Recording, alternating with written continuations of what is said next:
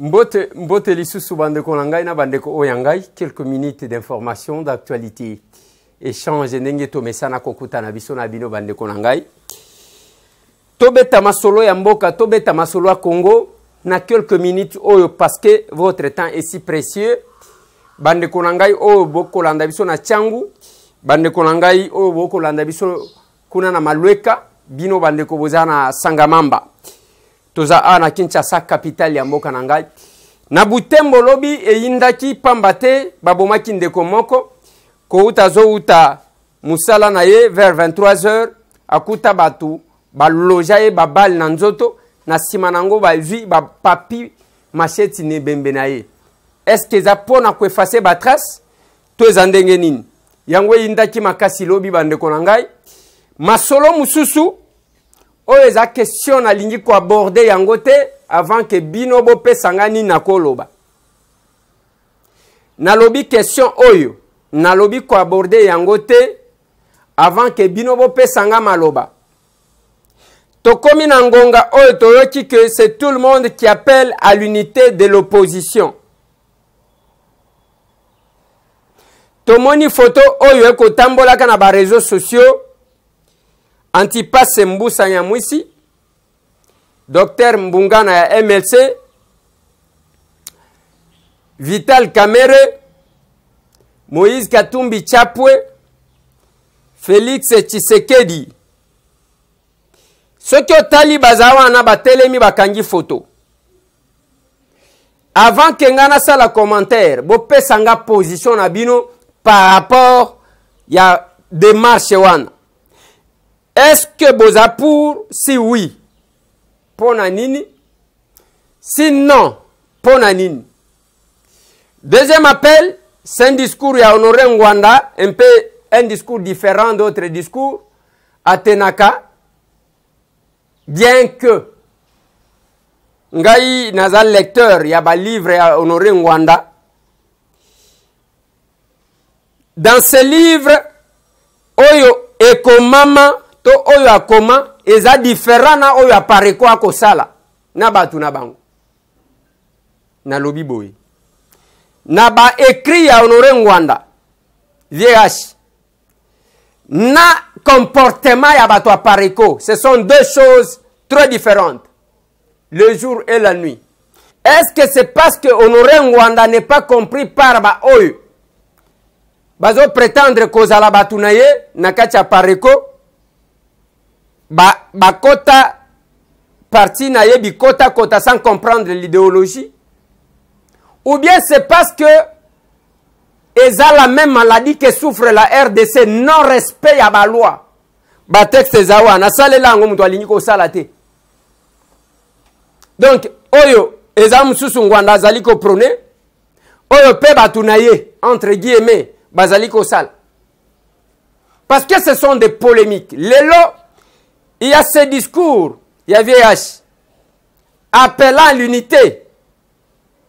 Oh, il y a que accompagnateur et ba occupant exaté.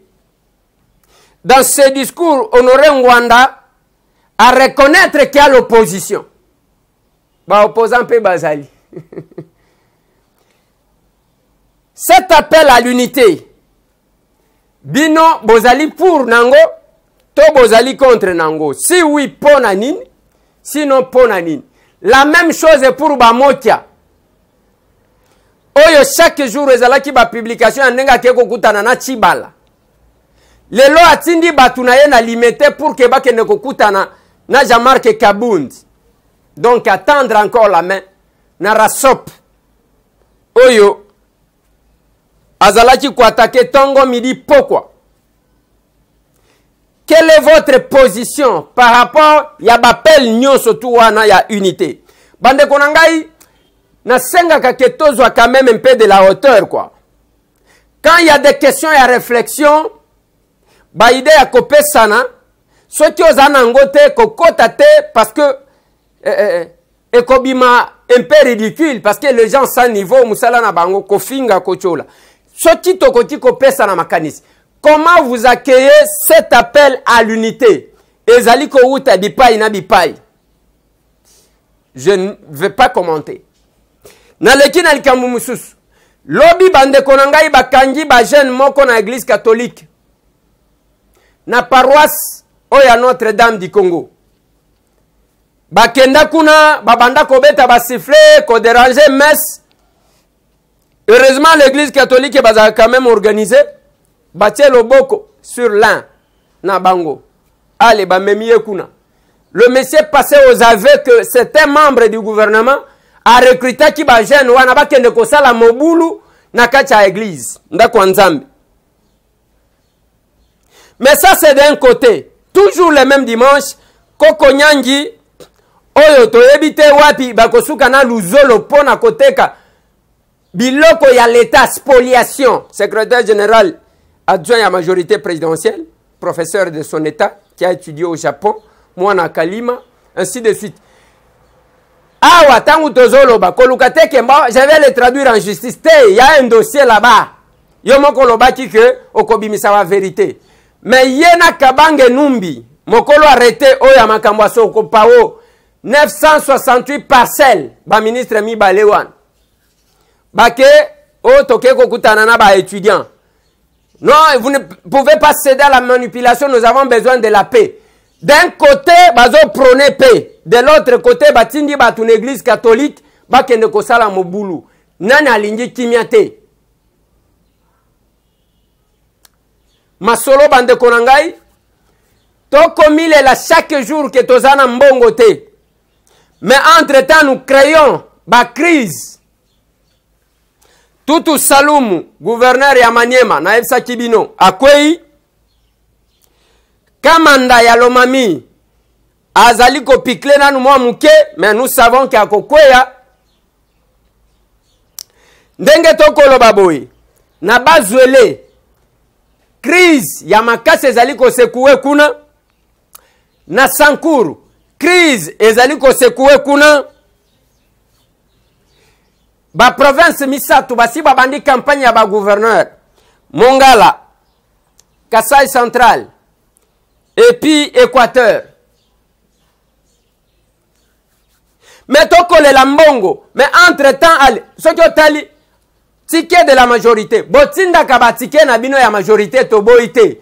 Vous imposez aux députés parce que ba député ngo na habité ceux qui ba 3 pité, ceux qui ba 4 pité na habité. Bazakuna sa mandat ba député provinciaux lokola batu nyonso. Awa bazaba sa mandat, Kabila sa mandat, Kengo sa mandat, Obemina ku sa mandat, bango tu sa mandat, bayeko zwa chiba la sa mandat. Tozandenge wan.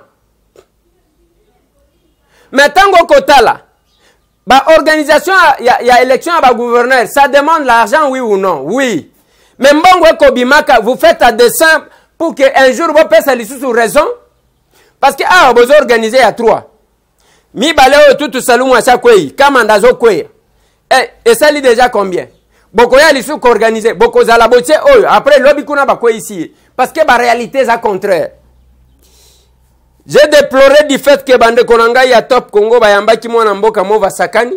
Oyo a décrochaka ba téléphone abisote pour que to tuna yemwa mituna. Ba raté ba question ebele. Na lobby ba question ebele. Na ko placer ba gouverneur mova sakani et pointé du doigt. Que ye mutu achaka ba pion na ye ba ticket na ye. Et que Joseph Kabila ne connaît rien de ça. Selon ba information toujours utilisé conditionnel parce que ils a information toujours vérifiée. Mais il fallait à cette occasion ba ebisabiso la crise est généralisée dans la province. Mova sakani, mokolo batike, olobinini. Batuna yepe que yoza professeur d'université, monsieur le professeur, monsieur l'ambassadeur. Yebisa biso olobinini pona article 95 de la constitution, zo pe ki sake mutu, so ki azana ba fonction à l'état, azala la fonction à parti politique te. Alors que tous les gouverneurs, ba interfédéraux ya pe perdre. La loi est dure pour les uns, mais pour les autres, la loi n'agit pas. Et ça compliqué. Et ça, moi passe. Voilà, bande konangai. Mais ba crise ezali kokoba na ba école. Parce que to ba ko futa ba bote za mususu. Mais oyo bazali ko imposer pe bana bafuta eza mususu. Lelo bande konangai masolo yango wana tokozela jusque la procès ya bato luzolo bambi afundi o baza sous map bo libéré bango butu te toyoki conservateur ya Gomba bimi wana ke ngana kimite o kimite tokoki koyeba même ba service ya luzolo bo communiquer biso, il y a pas de secret. Conservateur a lobby a kimite a ebite UAC te kamindenge nini parce que aza conservateur de titres fonciers a conserver ka ba titre pour que bate kandaku il faut ba titre ebima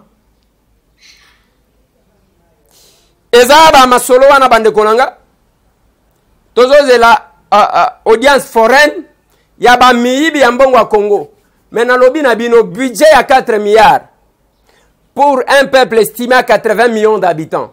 Bande konangai peuple congolais boza conscient ya liboso na lobby na bino dès lors que ba dirigeant ya DGRK bakangami le Congolais vous n'avez pas droit ya kofuta biloko wana vignette bazo futi sabino il faut bomona clair parce que za mbongo na bino pona obongisa Kinshasa. On est obligé à kofuta bapako selon la constitution pour que mboka na biso etambola il faut to futa. Mais awa bakangi ba dirigeant ya DGRK miyibi bazana boloko siko général Kasongo opération bozo salango au nom de quoi? Parce qu'André Kimbuta est gouverneur certes mais c'est pas lui qui gère la DGRK. Tozo monaka ba nomination ndenge zokete to ebite na ya nomakaki to zandenge wana. Comme ça tokoka kotala Dido, Narcisse, nenge bakangi bango wana. Basala quand même audience foraine. Eza nenge toyoki conservateur wana te. Non, voilà nga na kimite na kokima pona nini. Ba interroger nga de 10h de 10h à 20h. Après, on ne m'a rien demandé. Mais papa, c'est contradictoire makambo koloba. C'est contradictoire mon Dieu. Eza pasi to causer la soki ko salim. Lobby Félix Tshisekedi. Asal lisaki matinée à répondre Bruno Tshibala. Il ne faut pas que luka moto bisike zate parce que batuwana bazana sanduku na yo ya makambo. Sinon ko pesa bien te. Oyoki ba makambo ba $6,000. Ndenge bandiko bima ochana poche. Sala boy mais siko ngana lobby boy bande konanga. Si nous faisons ce qu'ils font, alors on n'a pas droit de le combattre. Ce qui toko sala o bango bako sala ezaleli na biso ezandenge moko na bango donc toko bundisa bango poani tozo bundisa bango parce que ezaleli na biso eza différent. C'est ça ce que j'ai dit. On doit prêcher par l'exemple. Ce n'est pas que nazana opposition naza accuse au changement mais changement différence ezate ndenge batu o bazo piller ba o sala yango pe ozo sala bango na banti valeur yo na banti valeur. Yo musala na yo kozwa ka ba dossier comme chantage comme cop. Mais ce qui boza différent na bangote, c'est quoi ozo bundisa bango poani qui se ressemble et s'assemble dit-on. Voilà bande konangai. Ce qui toko sala na bango eloko ndenge moko, c'est quoi ozo bundisa bango ponani. Masolo ne bokolanda sima, mwana mboka Henri Thomas Lokondo na émission o toko yamba eto za mwa ebele, totu na yemwa mituna sur sa démarche. Botika la branché, n'oubliez pas de signer la pétition, n'oubliez pas de rester branché. Mais je reviens encore pour dire ceci. Dossier appel à l'unité. Nako senga binobo pesanga ba élément. O bozo mona. Librement.